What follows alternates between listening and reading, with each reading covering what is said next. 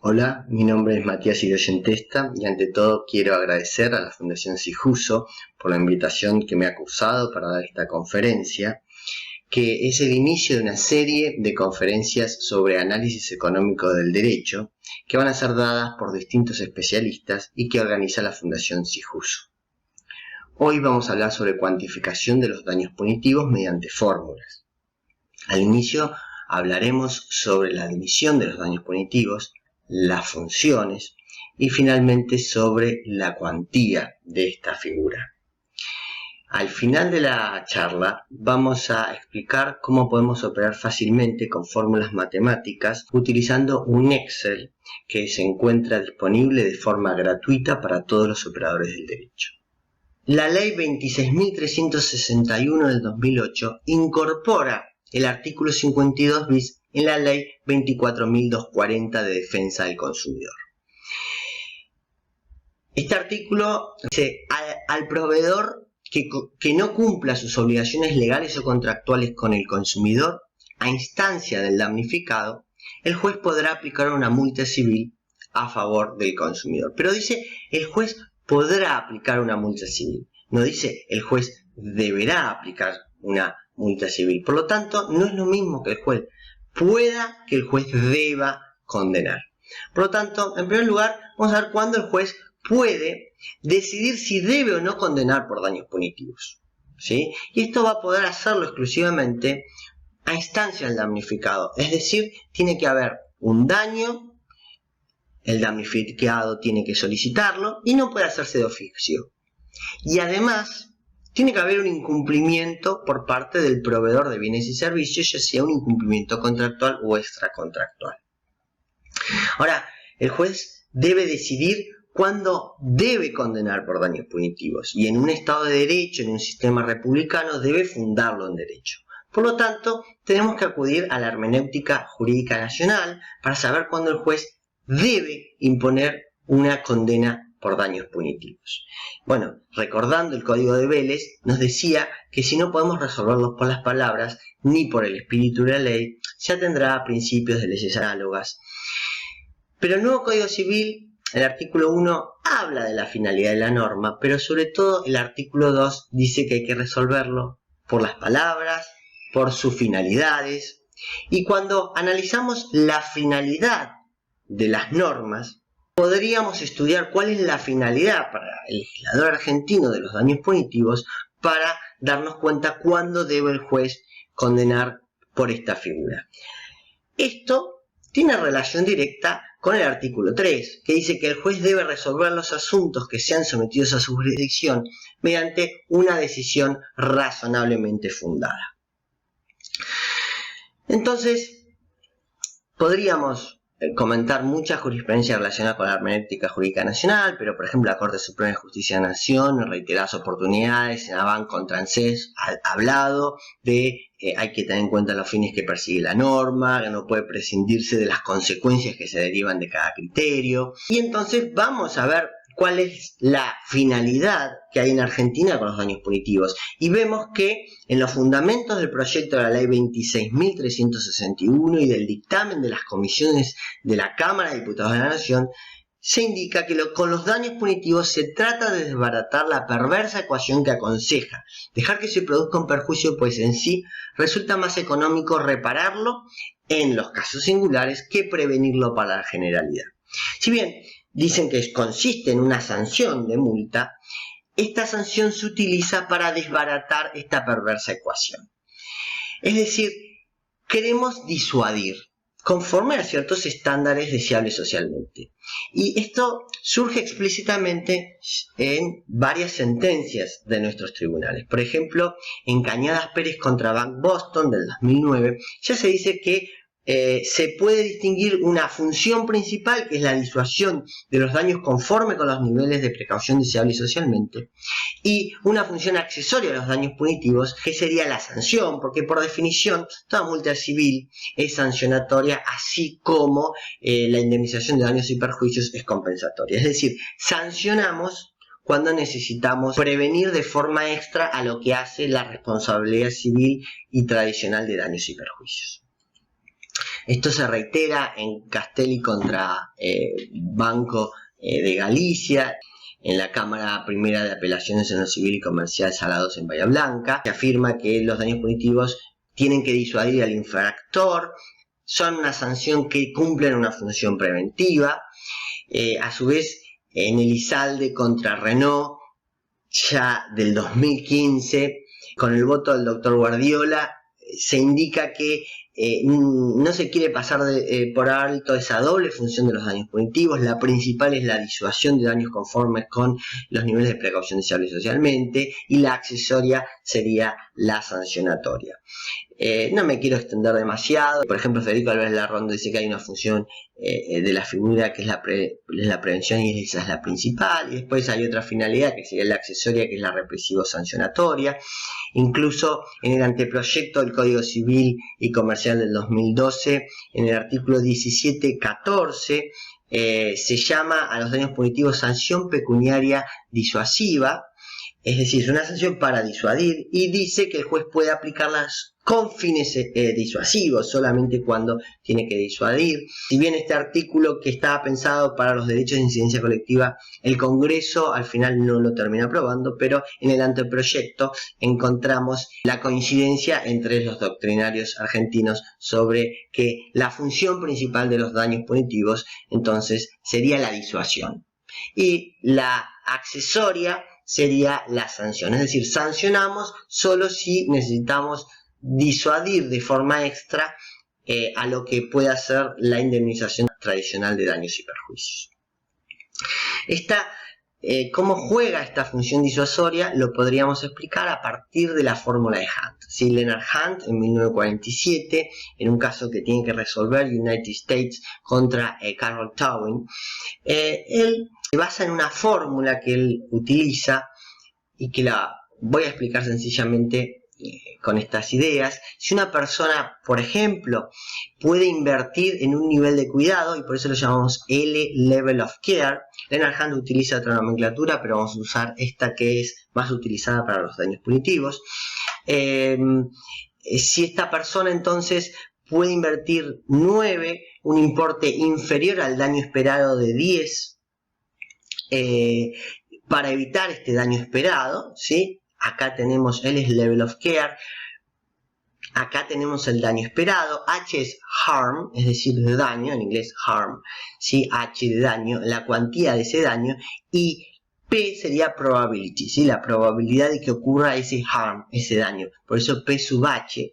Es decir, si una persona con 9 puede evitar un daño esperado de 10, bueno, vamos a considerar que es culpable al menos si esta persona no invierte en esta precaución. Vamos a considerar que es al menos culpable y por lo tanto responsable. En este ejemplo nosotros ponemos que va a ocurrir con certeza este daño para simplificar el 100% de 10, pero podríamos haber dicho que existe un 10% de probabilidad de que ocurra un daño de 100, entonces el daño esperado sigue 110, o un 1% de que ocurra un daño de 1000 y el daño esperado sigue siendo de 10. En realidad, los proveedores de bienes y servicios no solo tienen en consideración el daño esperado, sino también la probabilidad de ser condenado por ese daño esperado. Si es 100%, siempre va a ser condenado cada vez que ocurre un daño, entonces tiene los incentivos alineados y deseables socialmente para invertir hasta 9 para evitar un daño esperado de 10. Ahora, ¿qué pasa si la probabilidad P sub C, la probabilidad de ser condenado por una indemnización compensatoria, es inferior al 100%, ¿sí? Bueno, en este caso vamos a tener un problema. Imaginemos que es tan inferior que al ocurrir esto, ya la persona no tiene más incentivos de invertir 9 para evitar daños esperados de 10, porque va a recibir una indemnización esperada inferior a 9, ¿sí? Por ejemplo, imaginemos que la probabilidad de ser condenada es del 50%, ¿sí? Esta persona ya no tiene una indemnización esperada de 10, sino que su indemnización esperada es de 5, de la mitad. Por lo tanto, no va a tener incentivos para invertir 9 pesos para evitar un daño esperado de 10, porque su condena esperada es de la mitad, es de 5 pesos. Entonces, acá sí entran en acción los daños punitivos, ¿sí? Debemos contrarrestar este problema de bajas probabilidades porque la responsabilidad tradicional civil es insuficiente para disuadir correctamente en estos casos. Ahora, si yo les pregunto, ¿por qué número debería multiplicar este término de aquí para que el resultado sea de 10? ¿Sí? Si yo le digo, usted me va a demandar, pero su vecino no me va a demandar por el mismo daño de 10, lo que estoy diciendo es, cada 2 personas uno me demanda. Entonces uno podría decir fácilmente, bueno, si cada 2 personas uno me demandan, para tener los incentivos adecuados, cuando ese me demande debo multiplicarlo por 2, debo condenar por el doble, ¿sí? Y eso precisamente es lo que se hace en la cuantificación de los daños punitivos, ¿sí? Es decir, fíjense, si yo a 10 lo multiplico por 2 es 20, 50% de 20 es 10, por lo tanto vuelvo a tener una indemnización esperada de 10 y por lo tanto tengo incentivos claros para invertir hasta 9 para evitar daños esperados de 10. Ahora, mi pregunta es, ¿y qué pasa si tengo otro número? En este término tengo este número y por lo tanto tengo que multiplicarlo por un número, entero o fracción, que me dé 10. ¿Cuál sería? Imaginemos que esto lo podemos pensar como una probabilidad, como el 28,53-54% de probabilidad. ¿Por qué número debería multiplicarlo? Fíjense, lo podría multiplicar por la inversa de esta misma probabilidad. ¿Sí? Fíjense, si yo, o inversa de este mismo número, es decir, si yo divido un número por sí mismo, me da 1, ¿sí? Por lo tanto, el numerador y el denominador se pueden suprimir recíprocamente. Así yo estoy neutralizando los efectos de una baja probabilidad de condena, ¿sí? Y esto es lo que estamos haciendo con los daños punitivos. Ahora, nos podemos preguntar, ¿por qué en un caso lo multiplico por 2 y en el otro caso en realidad lo multiplico por la inversa de su probabilidad? Bueno, precisamente porque si hacemos la inversa de la probabilidad de 50%, es decir, 50% lo podemos expresar de forma decimalizada como 0,5, ¿sí? Entonces si hacemos 1 dividido 0,5, agarramos el calculador y lo hacemos, y entonces nos da 2. ¿Y qué hubiese pasado si la probabilidad era inferior? Bueno, cuanto menor sea la probabilidad de condena, el múltiplo que multiplica esos daños y perjuicios tradicionales va a tener que aumentar y por lo tanto la cuantía de los daños punitivos va a ser mayor. Es decir, cuanto menor sea la probabilidad de condena, más daño punitivo voy a necesitar para tener los efectos disuasivos deseables socialmente. Fíjense, 1 dividido 0,40 estamos hablando de 2,5. Y si fuese aún más pequeña la probabilidad del 20%, bueno, 1 dividido 0,2 nos va a dar 5. Fíjense cómo va aumentando. Cuanto más pequeñita es la probabilidad, mayores deberán ser los daños punitivos. Y a la inversa, si la probabilidad es más alta, por ejemplo, hay una alta probabilidad de condena, aunque no es del 100%, entonces ese múltiplo va a ser cada vez más pequeño y los daños punitivos van a ser más pequeños o tienden a desaparecer y no serían necesarios. Por ejemplo, el 80%, 1 dividido 0,8 nos da 1,25, ¿sí? Entonces cuanto más altas son las probabilidades, más bajos va a ser el daño punitivo. Entonces lo único que estamos haciendo para contrarrestar estas bajas probabilidades es que intentar hacer coincidir que la responsabilidad total esperada coincida con esos daños esperados que estamos hablando, ¿sí? Por lo tanto, multiplicamos esta baja probabilidad por su inversa y entonces se neutraliza entre sí. En nuestro ejemplo, multiplicaríamos por la inversa de la probabilidad del 50% y por lo tanto tiene nuevamente incentivos de invertir en 9 pesos, ¿sí?, para evitar un daño esperado de 10. Entonces, ya podemos hablar de los requisitos de los daños punitivos. Y el primer requisito de los daños punitivos está relacionado con la existencia de una probabilidad menor que el 100% de ser condenado por el valor total real del daño esperado o causado. Y hablamos del valor total real del daño esperado causado. Es decir, el sistema de indemnización tradicional de daños y perjuicios es insuficiente para disuadir conforme con los estándares deseables socialmente. Cuando estamos ante daños irreparables, este primer requisito siempre se va a cumplir. Aquel daño en que por más que le demos una suma de dinero infinita o la que sea, una suma de dinero X a la víctima, al consumidor, nunca lo voy a dejar indiferente entre nunca haber recibido ese daño o recibir el daño y recibir esa suma de dinero. Es decir, no lo puedo dejar indiferente con una suma de dinero. Por ejemplo, si se muere el hijo del consumidor, yo asumo que sería un daño irreparable, claramente. Ahora, puede haber un daño moral que sea reparable, ¿sí? Tardo mucho en arreglar el automotor y le provoco un daño moral, pero puedo dar una suma de dinero X que lo dejo indiferente entre recibir esa suma de dinero y que haya demorado en la entrega del automotor o nunca haber recibido ese daño, ¿sí?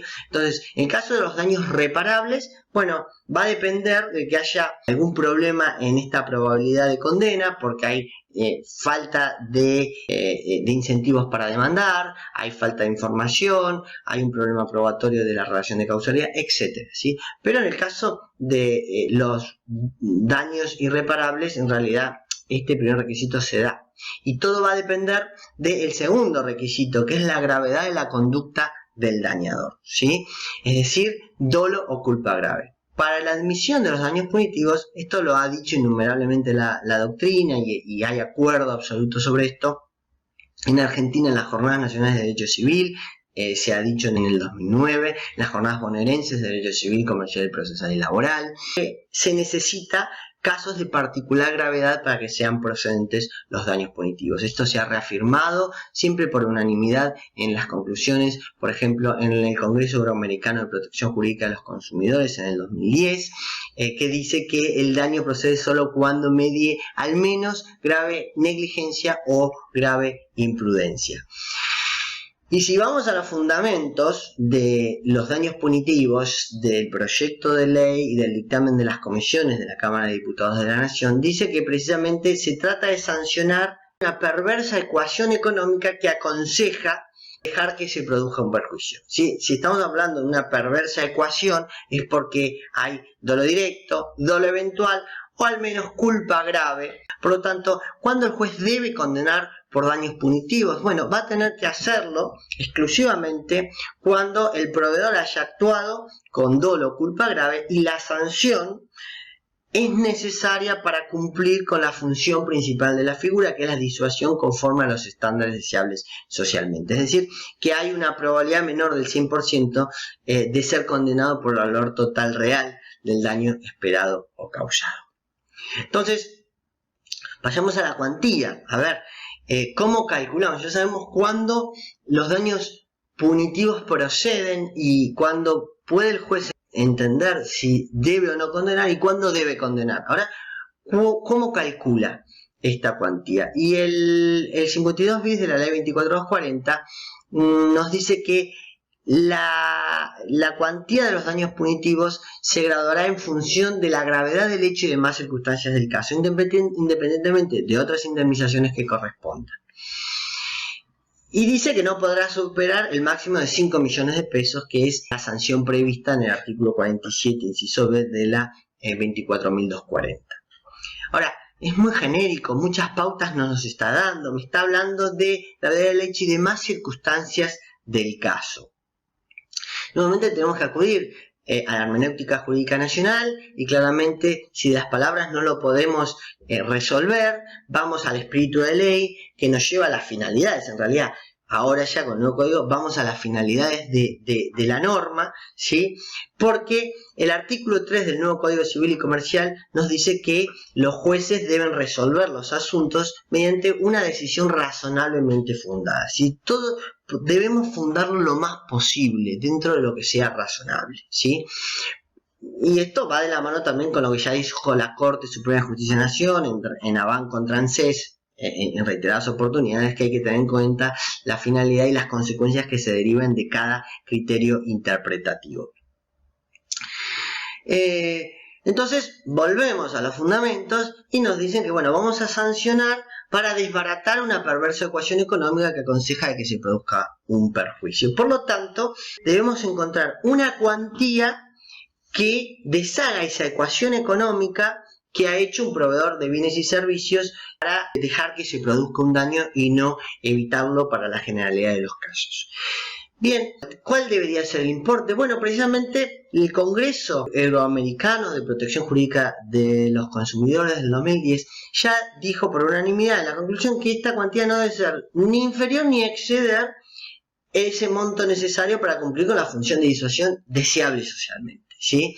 Esto viene del Código Civil de Quebec, en el derecho comparado, el Código de 1992, cuyo artículo 1621 dice explícitamente que el monto de los daños punitivos no pueden exceder aquello que es suficiente para cumplir con sus propósitos preventivos.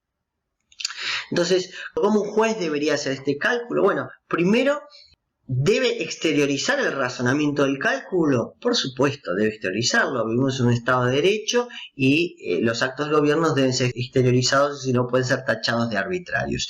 Y ya vamos a acudir a jurisprudencia que ha fallado sobre otros casos, no sobre daños punitivos, pero sí sobre cuantificaciones con cierta complejidad, y en Nicola contra Nicola, la Suprema Corte de Justicia de Buenos Aires ha dicho que los tribunales no se encuentran eximidos de brindar los fundamentos y decir por qué arriban a una resolución y no a otra que consideran justa. No basta con mencionar pautas en términos generales, sino que tiene que proporcionar los datos necesarios para reconstruir el cálculo realizado. Eso va a favor del derecho de defensa en juicio. Esto se ha repetido en otras jurisdicciones, por ejemplo, el Tribunal Supremo de Justicia de Córdoba, en el caso Marshall que todos conocen, dice que la enunciación de meras pautas es insuficiente y que tiene que ser un razonamiento exteriorizado en la sentencia sobre bases objetivas. Esto nos sirve a nosotros, estos razonamientos y estas directrices que dan los tribunales supremos de provincia, por ejemplo, nos están sirviendo para entender qué es lo que deberíamos hacer con la cuantificación de los daños punitivos. ¿Y por qué todo lo que hemos comentado es tan importante de calcular de la forma más exacta posible los daños punitivos? A ver, pensemos un supuesto de cuantía insuficiente, ¿sí? Imaginemos que a toda la sociedad un producto le sale 15 pesos producirlo, ¿sí? El costo marginal para toda la sociedad de ese producto es de 15 pesos. Imaginemos que son 10 pesos por costo marginal de daños provocados y pagados por salarios, por insumos, por el alquiler de la fábrica. En total, entre todo eso, son 10 pesos. Pero por otro lado, imaginemos que hay 5 pesos que, porque se calculan mal los daños punitivos, al final nunca se internalizan esos daños, ¿sí? Por lo tanto, está provocando unos daños de 5 pesos y nunca paga, ¿sí? Es decir, a toda la sociedad le sale el producto 15 pesos, sin embargo, este proveedor de bienes y servicios podría ofrecer este producto a 10 pesos. Esto implica que si nosotros tenemos consumidores que solo lo valoran a 10 e igual compran este producto, vamos a tener un problema en el mercado, porque tenemos por cada producto introducido en el mercado y que los consumidores que lo valoran a 10 lo compran, tenemos una pérdida social irrecuperable de 5. Por lo tanto, distorsionamos el mercado con esto que estamos hablando. Esto es importante porque recuerden que el segundo párrafo del artículo 42 de la Constitución Nacional, además de decir que las autoridades proveerán a la protección de los derechos del consumidor, también dice que proveerá a la defensa de la competencia contra toda forma de distorsión de los mercados, y esto precisamente sería una distorsión del mercado, no calcularlo bien. No calcularlo bien para abajo o para arriba. Ahora vamos a ver qué pasa si la cuantía es excesiva.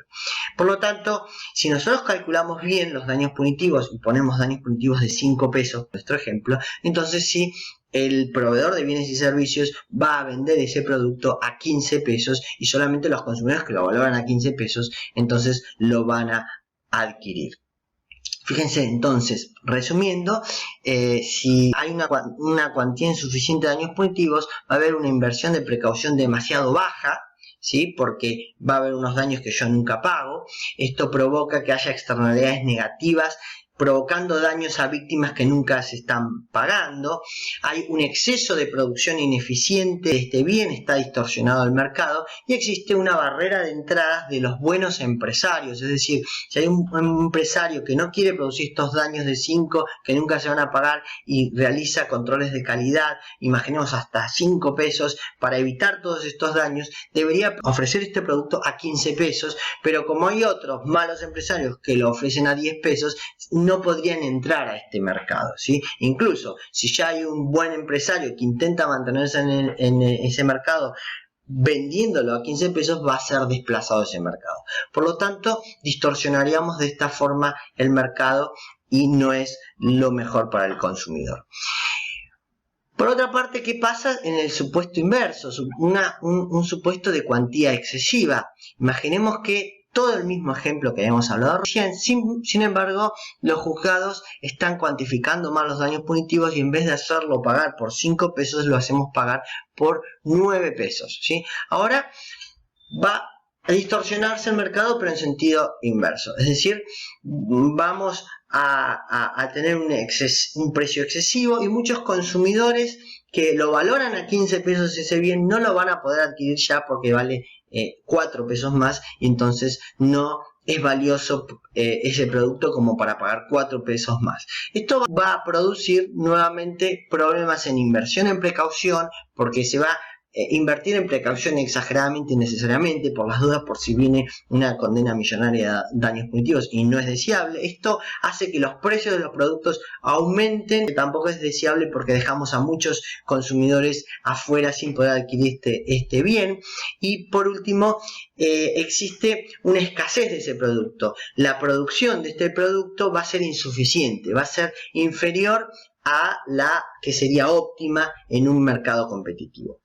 Y entonces, teniendo en cuenta estas cuestiones, en el Congreso Internacional de Derecho de Daños, en el 2011, se dice, bueno, para que esta cuantía no sea ni inferior ni exceda si el monto necesario que debe cumplir la función de disuasión, entonces sería valioso acudir a fórmulas matemáticas, se dice por unanimidad en las conclusiones de este Congreso. Y esto es recogido por jurisprudencia en Argentina, por ejemplo, en Castelli contra Banco de Galicia, en el 2014 se dice explícitamente eso, que esta cuantía no debería ser ni inferior ni superior la de los daños punitivos y que para lograr mayor objetividad debemos acudir en cuanto resulte posible a modelos matemáticos para hacer este cálculo. ¿Por qué son importantes las fórmulas para este tema de cálculo de los daños punitivos? Precisamente porque si nosotros queremos desbaratar la perversa ecuación que aconseja dejar que se produzca el daño y el proveedor de bienes y servicios ha tenido en consideración ciertas variables, ciertas probabilidades bajas de condena, cuánto es la indemnización compensatoria que tendrá que pagar, etcétera, etcétera, etcétera, yo tengo que deshacer esa perversa ecuación ofreciendo una ecuación que recoja todas esas variables y que las coloque a la inversa del razonamiento que ha hecho este proveedor de bienes y servicios, ¿sí? Fíjense que el simbolismo, es decir, el lenguaje de fórmulas, es superior al lenguaje natural cuando estamos hablando de operaciones con variables y distintos valores. Si yo estoy en un restaurante y viene un mozo y me dice, según las circunstancias del caso, considero justo que usted me pague por esta cena 800 pesos. Y yo le digo, no, a ver, sí, porque usted vino, se sentó, me pidió una soda, después me pidió el pan y después me pidió esta comida y considero...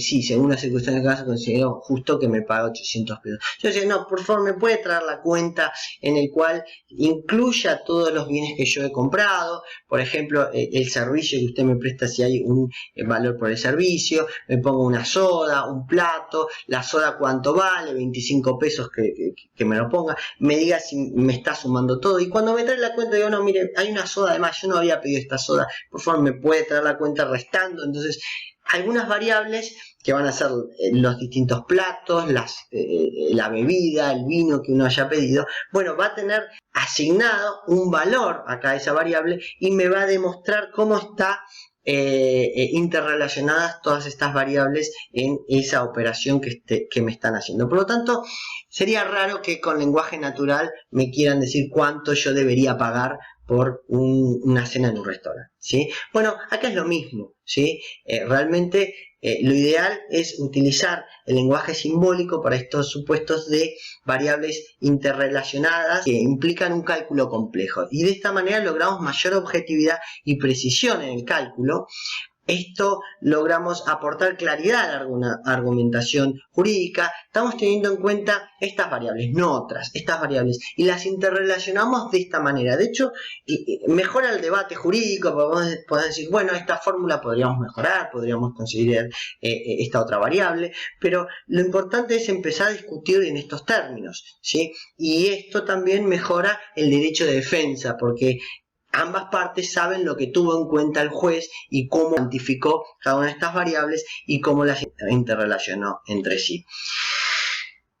Otra de las fortalezas de las fórmulas, que algunos critican la fórmula por esto, es que exteriorizan los problemas probatorios. Es decir, para calcular correctamente los daños punitivos hay que hacer esto, ¿sí? Ahora, si yo utilizo el lenguaje natural o retórico para decir, de acuerdo a las circunstancias del caso, considero justo 60.000 pesos o 1.000.000 de pesos o 1.500.000 pesos, y no exteriorizo qué es lo que tuve en cuenta, bueno, evidentemente ese juzgador ha tenido en cuenta las mismas variables, al menos intuitivamente, y le ha asignado algún valor intuitivo a esas variables, pero realiza todo bajo un velo de oscuridad, porque realmente no está exteriorizando el razonamiento, y esa sentencia podría ser tachada de arbitraria, ¿sí? En cambio, si nosotros exteriorizamos los problemas probatorios, bueno, en este caso quizás voy a apelar a la presunción omnis para determinar esta variable, esta probabilidad.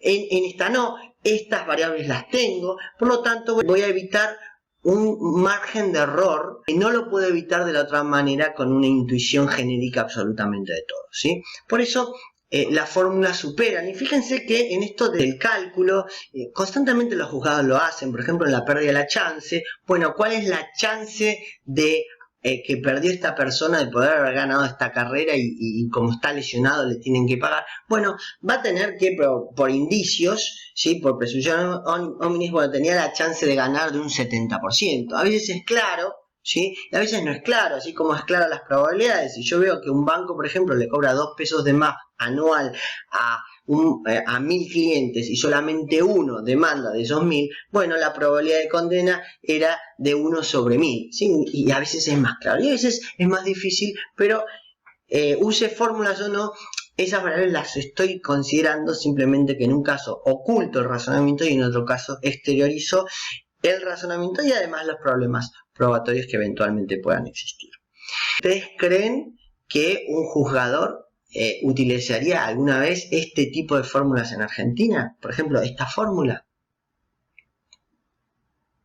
Bueno, no sé si la reconocieron, pero esta fórmula es la conocida fórmula Woto o Marshall en Córdoba, y se viene aplicando al menos desde 1978. Por lo tanto, este tipo de fórmulas sí se aplican, o sea, para cálculos complejos, y no es la misma que se proponen para daños punitivos. Hay otra fórmula para daños punitivos.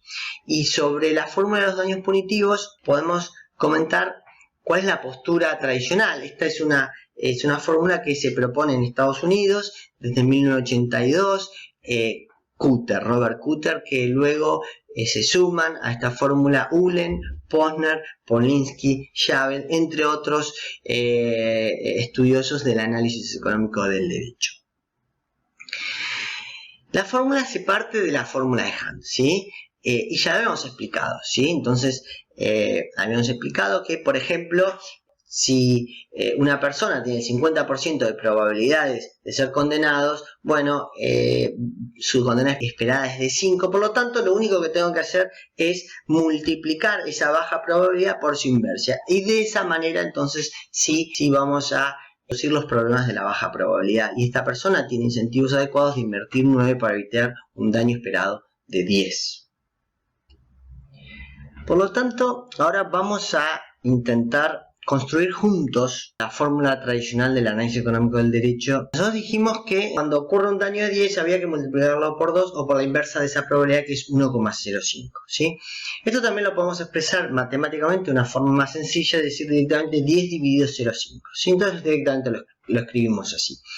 Es decir, 10 dividido 0,5 va a dar 20, ¿sí? Que es la responsabilidad total que esta persona va a recibir. Ahora, podemos poner, entonces, lo podemos poner con letras, ¿sí? Le podemos poner un nombre a cada una de estas variables. Por ejemplo, la responsabilidad total que va a recibir esta persona y a su vez C, que es la indemnización compensatoria, y P sub C, que es la probabilidad de ser condenado por una indemnización compensatoria. Ahora, la responsabilidad total está conformada por dos variables, por la indemnización compensatoria y por otro lado por los daños punitivos, ¿sí? Por lo tanto, la responsabilidad total es igual a la indemnización compensatoria C más D, que son los daños punitivos. Llamamos D a los daños punitivos. Por lo tanto, si tenemos esta igualdad, podemos reescribirla y de acá surge, de esta igualdad va a surgir la fórmula de los daños punitivos tradicionales. Es decir, simplemente tengo que despejar D, que es lo que me interesa a mí en la fórmula, lo voy a despejar y entonces voy a tener esta fórmula que tenemos acá. ¿Cómo es esto de despejar? Bueno, simplemente en matemática uno puede despejar, deja en un término, deja exclusivamente la variable que quiere averiguar. Entonces dejo D y lo único que hago es pasar C al otro lado del término y como acá está sumando va restando. Por ejemplo, P entonces me da C dividido P sub C menos C. Esto en realidad lo podríamos reescribir dejando un múltiplo separado a la C, a la indemnización compensatoria. Entonces sacamos factor común C y entonces me da esta fórmula. Bien, esta es la fórmula tradicional del análisis económico del derecho de los daños punitivos. Fíjense, por ejemplo, si C era 10, el daño era 10, y la probabilidad era 0,5, 1 menos 0,5 es 0,5. 0,5 dividido 0,5 es 1. 1 por 10 da 10. Ahora, ¿qué problemas puede presentar esta fórmula tradicional? Bueno, en realidad se cimenta en dos supuestos que son irreales. Es decir, que C, la indemnización compensatoria, siempre va a ser igual al daño provocado. Y esto es cierto solo para los daños reparables. Es decir, los daños reparables, bueno, es razonable asumir que los juzgados dicen que vale el daño que han provocado y que le pagan precisamente y dejan indiferente a la víctima, si no estaría mal calculado el daño reparable. Pero para los daños irreparables, indefectiblemente como un daño irreparable, la muerte del hijo del consumidor tiende a infinito, bueno, siempre C va a ser inferior a H, es decir, C va a ser inferior a el daño provocado. Por lo tanto, esta fórmula no la podríamos utilizar para daños irreparables. Y sí para daños reparables.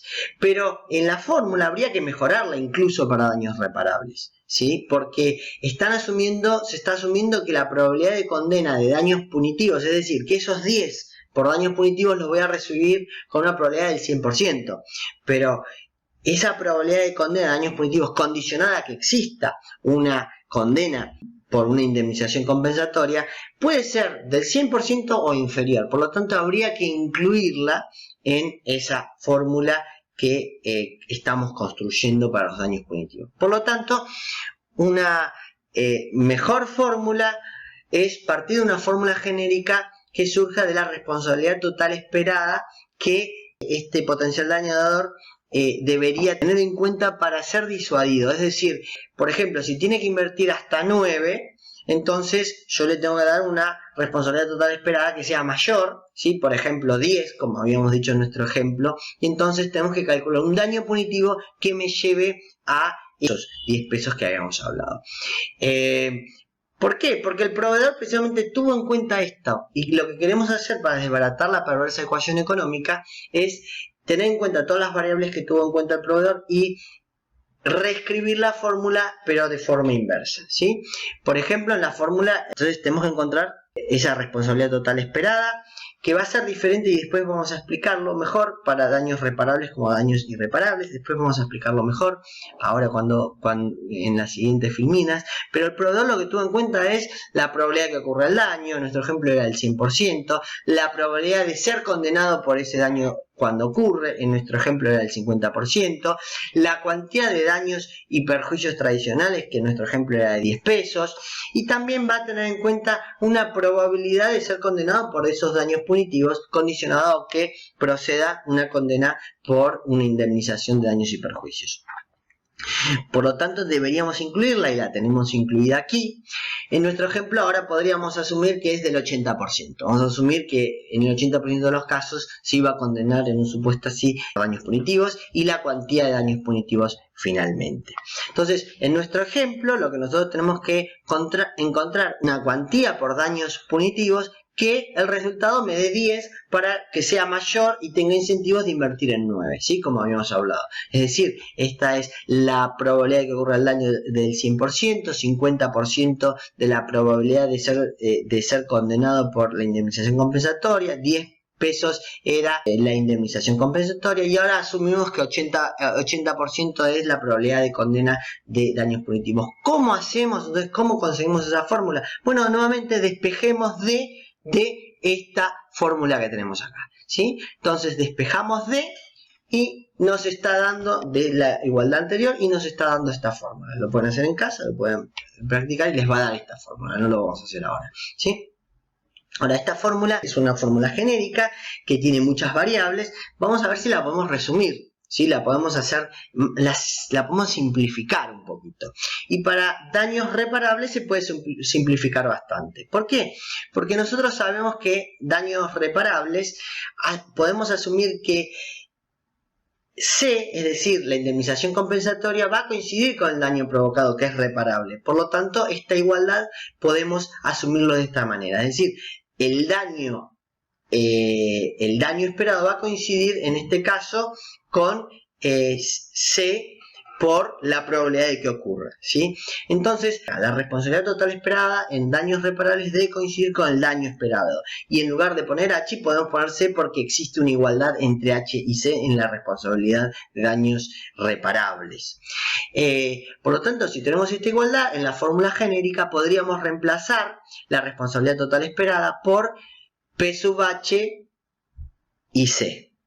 Entonces, como tenemos P sub H acá abajo, ¿sí? Podemos suprimir ambas variables porque se divide por sí mismo, y entonces me queda esta formulita que tenemos acá, que la reescribimos acá nuevamente, y en realidad podemos sacar nuevamente factor común C, y como está multiplicando estos términos, P sub D lo podríamos poner directamente acá matemáticamente para que quede mejor. Nos queda por un lado el daño compensatorio y por otro lado un múltiplo, ¿sí?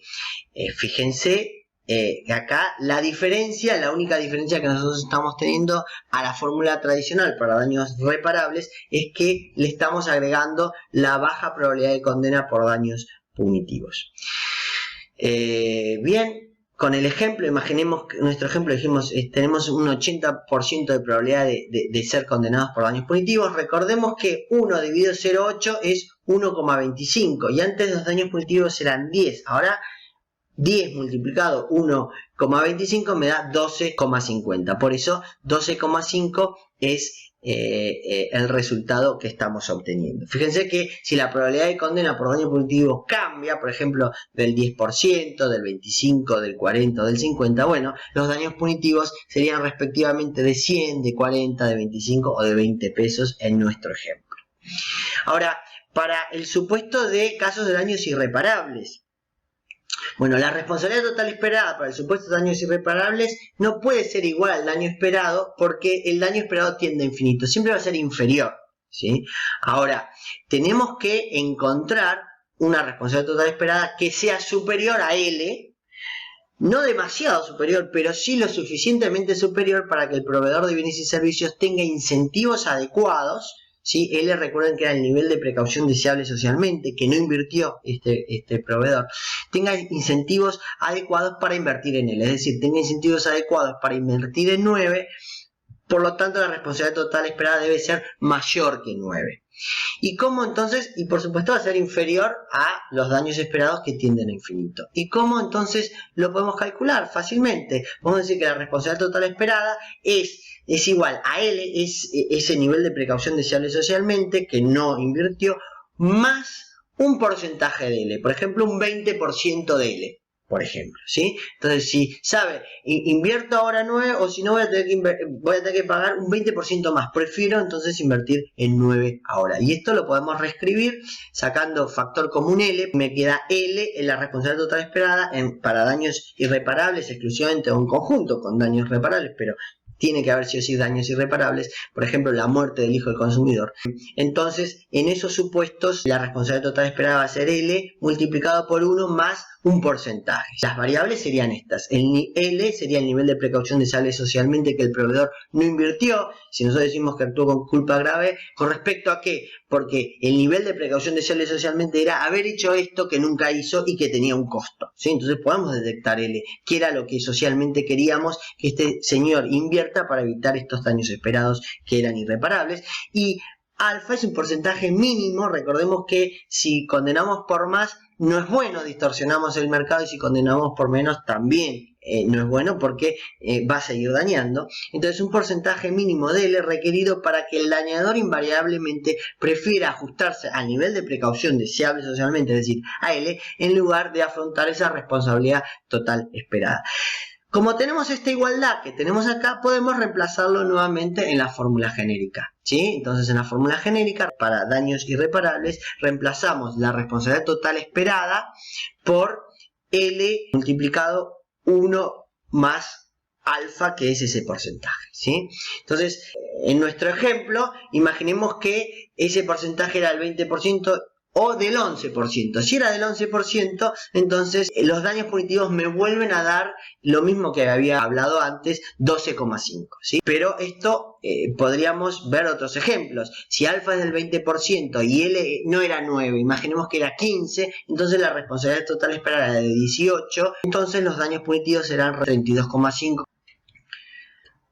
Estas fórmulas han sido aplicadas por la jurisprudencia en Argentina. Estamos hablando, por ejemplo, del caso Castelli contra Banco de Galicia, de la Cámara Primera de Apelaciones en lo Civil y Comercial, Sala 2 de Bahía Blanca, del 2014, en que se declara nula la apertura de una cuenta corriente, se condena a 20.000 pesos por daño moral y 1 millón por daños punitivos. Básicamente se había creado una cuenta corriente sin el consentimiento del consumidor, se había solicitado pagos incausados en reiteradas oportunidades, se había dado informes infundados en el Banco Central de la República Argentina, colocándola como deudora morosa de alto riesgo.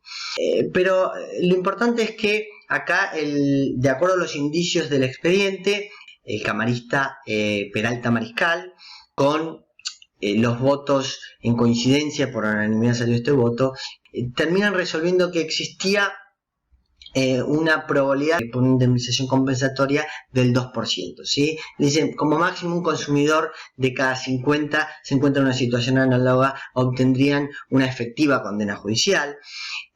Incluso la probabilidad de los daños punitivos es del 98%. A partir de ahí, entonces, se aplica la fórmula de los daños punitivos para daños reparables exclusivamente. Se considera que estos, si bien era un daño moral, era un daño reparable, podíamos dejar indiferente a la víctima dándole 20.000 pesos en compensación. Entonces la Cámara coloca 20.000 pesos por la indemnización compensatoria en C, el 2%, 0,2 en P sub C, que es la probabilidad de condena de indemnización compensatoria, y 98 por daños punitivos, y da un resultado de 1 millón de pesos. Y esa es la condena que hace la Cámara.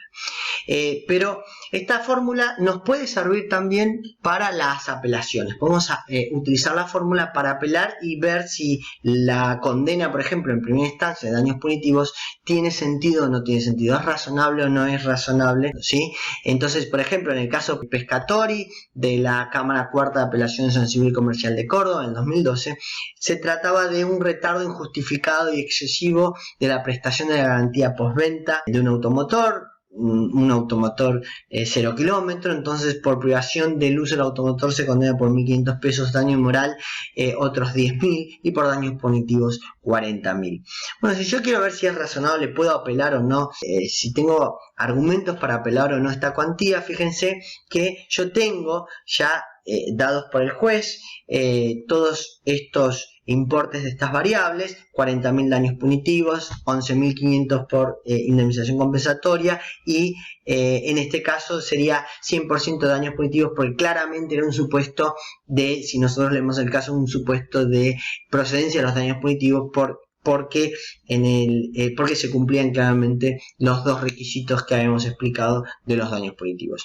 Por lo tanto, si nosotros queremos saber cuánto vale C y tenemos los valores de las demás variables dadas por el tribunal de primera instancia, por ejemplo, o el tribunal de cámara en este caso, entonces despejamos de la fórmula P sub C, que es la probabilidad de condena por indemnización compensatorias, y obtenemos esta fórmula que tenemos acá, ¿sí? Entonces, ya reemplazando el valor de cada variable en la fórmula, podemos que el juzgador implícitamente está considerando que existía en ese caso una probabilidad de condena del 22,3%, es decir, uno de cada 4 consumidores iban a reclamar y iban a ganar, ¿sí? Bueno, si consideramos que esto es razonable, no había razón para la apelación. Si consideramos que no es razonable, en algunos casos yo hice estudios, este caso lo comenté para la ley, pero he hecho estudios, y hablando de esto, he hecho estudios de otros casos en que se asume que, por ejemplo, 9 de cada 10 hubiesen demandado y hubiesen ganado, y evidentemente eso no tiene sentido, esa afirmación, al menos en ese juicio que estoy pensando. Por lo tanto, nos puede servir como un argumento también para apelación de sumas de dineros, y hacerlo con una fundamentación objetiva. Como conclusiones de esta charla, bueno, en primer lugar, recordemos que existen dos funciones. La función principal es la disuasión de daños conforme con los estándares deseables socialmente, y la función accesoria es la sancionatoria, que sigue la suerte de la principal, y solamente sancionamos graves inconductas cuando es necesario disuadir de forma extra, más allá de la disuasión que hace el sistema de responsabilidad civil tradicional de daños y perjuicios. Por otro lado, el juez puede decidir si debe condenar o no por daños punitivos a instancia del damnificado, nunca puede hacerlo de oficio, y tiene que haber un incumplimiento por parte del proveedor, ya sea contractual o extracontractual. Debe condenar exclusivamente el juzgador cuando existe dolo o culpa grave por parte del dañador, y además la sanción es necesaria para cumplir la función principal de esta figura, que es la disuasión conforme a los estándares deseables socialmente. Es decir, cuando existe una baja probabilidad inferior al 100% de ser condenado por el valor total real del daño esperado o causado. Esta multa no debe ser ni inferior ni superior a la necesaria para cumplir la función de disuasión, la función principal de los daños punitivos, y para lograr esto se recomienda como valioso acudir a fórmulas matemáticas. ¿Por qué? Porque la importancia de las fórmulas para deshacer esta perversa ecuación económica que aconseja dañar, bueno, es tener en cuenta todas estas variables y reescribir este razonamiento en forma inversa. Por lo tanto, el lenguaje simbólico, el simbolismo, es superior al lenguaje natural. Para estos cálculos complejos con variables interrelacionadas se aporta así mayor objetividad y precisión en el cálculo. Quizás hay alguna variable que no pueda calcular exactamente, y ahí va la presunción omnis, pero eso es mejor que intuitivamente decir me parece la circunstancia del caso justo tal cuantía, sino que logramos mayor precisión con las fórmulas, aportan claridad, decimos tenemos estas variables y no otras, y las interrelacionamos de esta manera. Claridad a la argumentación jurídica, mejor derecho de defensa van a tener ambas partes según el artículo 18 de la Constitución, y además De esta manera exteriorizamos estos problemas probatorios y no los ocultamos, porque si existen problemas probatorios, existen para el cálculo con fórmula o sin fórmulas. No es un problema de la fórmula, sino es un problema de la teoría que hay detrás, de la forma en que hay que calcular de manera correcta, adecuada, estos daños punitivos. Por lo tanto, si no lo exteriorizo con fórmulas, bueno, el problema probatorio lo tengo, pero lo tengo oculto, y entonces empobrezco el derecho de defensa de las partes. La fórmula ofrecida tradicional de los daños punitivos, bueno, se puede mejorar porque se cimenta en dos supuestos que serían irreales, y entonces existe una fórmula genérica de los daños punitivos. De esta fórmula genérica se derivan dos fórmulas más específicas, una para daños reparables exclusivamente y otra para daños irreparables. Esta es la fórmula de daños irreparables, y esta es la fórmula de daños reparables exclusivamente, que es la que se ha usado en la jurisprudencia argentina, y que en realidad la mayor cantidad de casos que existen en la jurisprudencia son de daños reparables, ¿sí? Nosotros podríamos operar sencillamente con estas dos fórmulas con un Excel que existe disponible para los operadores de derecho de forma gratuita en el sitio web del Departamento de Derecho de la Universidad Nacional del Sur. Si ustedes copian este link que tenemos acá, ¿sí?, lo copian, lo pegan, y entonces van a tener la posibilidad de entrar en esta web, donde ustedes pueden descargar el paper donde se explican todas estas cuestiones de las fórmulas. Este paper en realidad fue premiado internacionalmente, mejor premio de investigación ha recibido, otorgado por la Asociación Latinoamericana e Iberoamericana de Derecho y Economía. Esto fue en el 2011, y además se pueden descargar el Excel que les había dicho para operar sencillamente con estas fórmulas, haciendo clic aquí en este link, ¿sí? Y se puede descargar también el trabajo publicado. Salió publicado este trabajo también en un capítulo de un libro en Colombia, y se puede descargar entonces ese trabajo publicado aquí. Entonces, si hacemos clic en este link, nos va a descargar entonces este archivo. Tenemos este Excel, que es el archivo Excel que hemos descargado, y entonces fíjense que nosotros, por ejemplo, en nuestro ejemplo habíamos dicho que la compensación por daños y perjuicios era de 10 pesos, 50% de la probabilidad de condena por indemnización compensatoria, 80% por daños punitivos, y por lo tanto 12,5 en nuestro ejemplo nos está dando el cálculo. Pero imaginemos que estamos en el caso que habíamos visto, el caso de Castelli contra el Banco de Galicia, y entonces era 20.000 pesos los daños y perjuicios, 2% la probabilidad de condena por daños y perjuicios, 98% la probabilidad de condena de daños punitivos, y entonces nos estaría dando 1.000.000 de pesos automáticamente el Excel.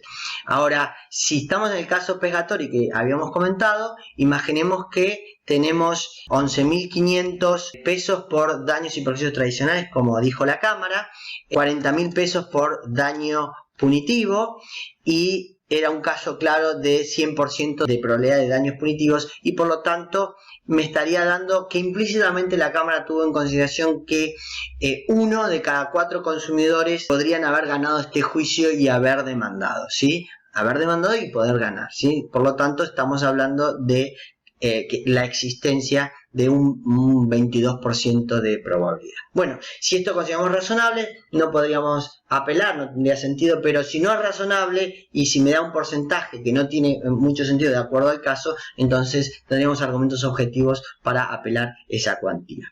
Bueno, con esto damos por finalizado esta charla, esta primera charla de una serie de conferencias sobre análisis económico del derecho que organiza la Fundación Sijuso, y los invito a que se sumen a las siguientes charlas que van a dar distintos especialistas en la temática. Muchas gracias por todo, y bueno, y hasta pronto.